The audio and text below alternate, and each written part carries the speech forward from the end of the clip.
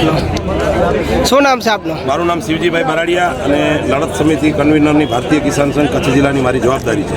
આજે જે national highway ઉપર ચક્કાજામ કરવામાં આવ્યું છે, શા માટે કરવામાં આવ્યું? આજે ખેડૂતોને 117 દિવસથી અદાણી કંપની દ્વારા ખાવડાથી હળવદ 765 કેવીની હાઈ ટેન્શનની લાઈન નીકળે છે.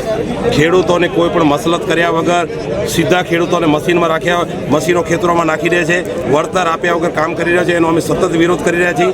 એટલે ખેડૂતોને આજે 117 દિવસથી સવારે રોજ પોલીસ ડિટેન કરી આવે છે. એના ભાગરૂપે જો અમને ખેતરમાં નહીં આવવાડે મજબૂર કર્યા છે, એટલે આજે અમે રોડ ઉપર આવ્યા છીએ. અને આપના માધ્યમથી અદાણી કંપની ખેડૂત અમે અનેક વખત શું આપશો એની એક પણ રૂપિયો આપ્યો નથી, એક રૂપિયો આપવાની ચર્ચા નથી કરતા. સીધા ખેડૂતોના ખેતરોમાં અંદર ભારી મશીનો જઈને પાકને હોતવારી રહ્યા છે, જમીનોની હોતવારી રહ્યા છે. એનો આ વિરોધ છે.